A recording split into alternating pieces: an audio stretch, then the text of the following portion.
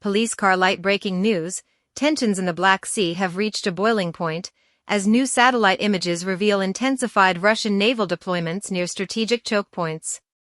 In a region long viewed as the chessboard of empires, one player now holds all the pieces. Russia has seized control of the Black Sea's future, and the West is scrambling to respond.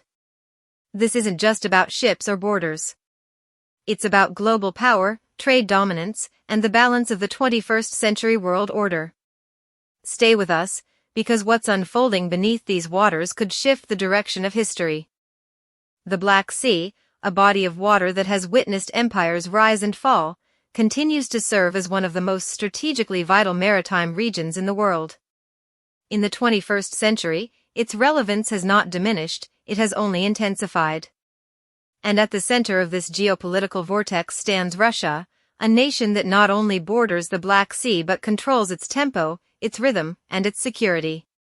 To understand today's political tensions between East and West, you must understand this singular truth: Russia holds the key to the Black Sea, and the West knows it. To most people, the Black Sea is just a geographic location between Eastern Europe and Western Asia. But to military strategists, global powers, and policymakers, it is a vital corridor, a gateway between the Mediterranean and Eurasia. It's more than a body of water. It's a choke point. A front line. A chessboard on which influence is projected and secured. And Russia's presence on this chessboard is not only dominant, it is decisive. Let's start with the geography. The Black Sea is bordered by 6 countries: Bulgaria, Romania, Ukraine, Russia, Georgia, and Turkey. But of these, only one has consistently maintained full-spectrum dominance: Russia. With the Crimean Peninsula, annexed in 2014, Russia secured a formidable stronghold in the heart of the Black Sea. From Sevastopol, its fleet has the reach to influence every inch of the water and project power into the Mediterranean via the Bosporus Strait. Western analysts and intelligence agencies understand this very well. They recognize that Russia's control over Crimea gave it an irreversible advantage, not just in maritime operations, but in intelligence gathering, air defense systems, and anti-access/area denial (A2/AD) capabilities.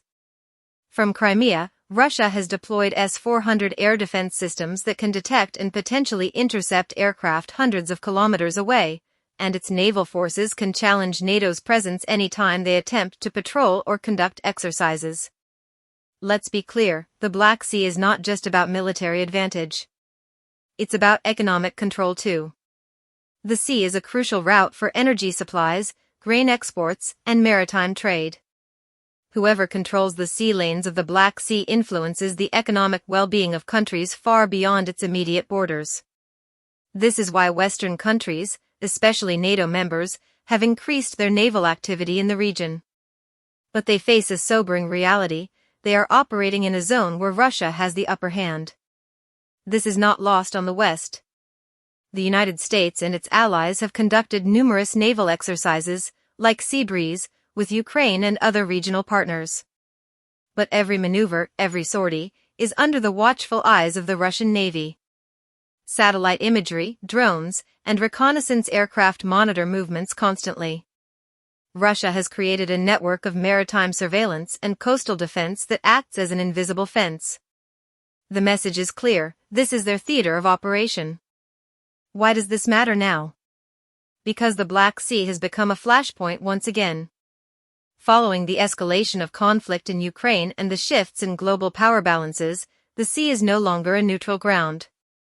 It is contested, and every military vessel, every grain ship, every drone that crosses its surface is a signal of defiance, of power, or of diplomacy. Russia's infrastructure around the Black Sea has expanded rapidly. It has reinforced naval bases, upgraded port facilities, deployed advanced submarine units, and tested new hypersonic missiles from Black Sea platforms. These moves are not defensive, they are strategic. They send a message to NATO: your influence here is limited, and any interference will be met with swift consequences. And here lies the heart of the geopolitical standoff. The West cannot ignore Russia's dominance in the Black Sea, but it also cannot challenge it directly without risk. every escalation must be carefully calibrated. A naval accident, an airspace violation, or an unplanned encounter between submarines can trigger a chain reaction. That's why diplomacy, as much as deterrence, plays a vital role here. Turkey, which controls access to the Black Sea via the Bosporus Strait, finds itself in a precarious position. It is a NATO member but has deep economic ties with Russia. It has sold drones to Ukraine but simultaneously engages with Moscow on energy and defense. Turkey understands that the stability of the Black Sea is key to its own national interests, and any imbalance could spill over into wider regional instability. Meanwhile, Ukraine's ambitions to regain maritime sovereignty have been stifled. Without Crimea, Ukraine lost not only territorial integrity but also its strategic naval position. Although supported by Western equipment and intelligence, Ukraine's naval capabilities remain outmatched by Russia's Black Sea fleet. In recent months, we've seen Russia conduct naval blockades, inspect ships, and restrict navigation, moves that demonstrate who truly governs these waters. It's not just about open warfare, it's about control without combat. The ability to deter and dominate without firing a shot, that is true power. And Russia has achieved that in the Black Sea. Now consider the wider implications. The Black Sea is also the staging ground for Russian influence in the South Caucasus, the Middle East, and even parts of North Africa. Through naval deployments, Russia has supported operations in Syria, projected power into the eastern Mediterranean, and secured logistical routes. The Black Sea is not just a defensive bastion, it's a springboard. This is precisely why Western powers have attempted to increase their footprint in the region. But every move is shadowed by the fact that Russia has interior lines, stronger logistics, and superior reconnaissance. Western naval groups must operate far from home ports, with stretched supply chains, vulnerable to electronic warfare and missile attacks. Russia, by contrast, is playing on home turf.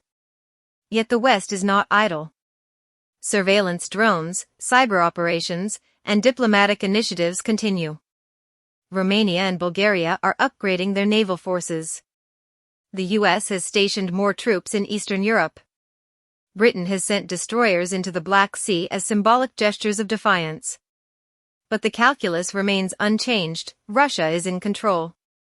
Let's talk about something often overlooked, information warfare. Russia's dominance isn't just physical, it's also digital and psychological. It controls narratives in the region, influences local media, and uses every naval incident as a tool for messaging. A Western ship entering the Black Sea is portrayed not as a mission of peace, but as provocation. Meanwhile, Russia's own operations are depicted as protective, even humanitarian. This control over narrative is powerful. It shapes international perception, fuels domestic support, and limits Western response. It's a form of soft power backed by very hard steel. At the same time, Russia's position is not unassailable. Sanctions, rising operational costs, and military losses in Ukraine have stretched its resources. Maintaining naval dominance requires constant investment, and any disruption to logistics, like those caused by sabotage or drone strikes, can erode operational capabilities over time. The West may be outmatched today, but time, technology, and alliances can shift the balance in the years ahead. Still, the present moment is clear, Russia holds the key. And it guards that key with precision, power, and purpose.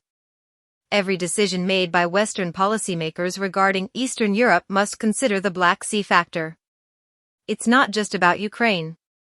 It's not just about NATO. It's about controlling a crucial artery of global trade and security.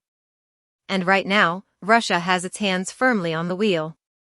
The question for the West is not whether Russia is in control, it is what they intend to do about it. Will they challenge that control, risking escalation and broader conflict? Or will they seek to negotiate boundaries, forge new alliances, and create a balance of power that includes, but does not confront, Russia directly? Only time will tell. But one thing is certain, whoever holds the Black Sea holds influence far beyond its waters. And for now, that holder is Russia. In a world shifting beneath our feet, where alliances are tested, conflicts are reshaped, and the rules of engagement are constantly rewritten, the Black Sea stands as a symbol of enduring power and strategy. It reminds us that geography still matters, that control over a sea can echo across continents, and that some keys, once taken, are not easily returned. So as viewers, what can we learn from this? We must pay attention, not just to battles, but to maps. Not just to speeches, but to ship movements. Not just to headlines, but to history. Because understanding why Russia holds the key to the Black Sea is understanding a much bigger picture, a picture that defines the balance of global power in the 21st century. And as this story continues to unfold, I promise you, we'll be here to follow it, explain it, and uncover what the mainstream media might overlook. Thank you for watching this far. If you found this video informative and thought-provoking, make sure to subscribe to our channel for more detailed breakdowns on global power struggles, political strategies, and warfront developments. Your support helps us continue to deliver real insight, not just surface-level news. Hit that like button, share this with others interested in the truth behind the headlines, and comment below what topic you want us to cover next. Stay informed. Stay critical. And remember, the more you know, the more power you have.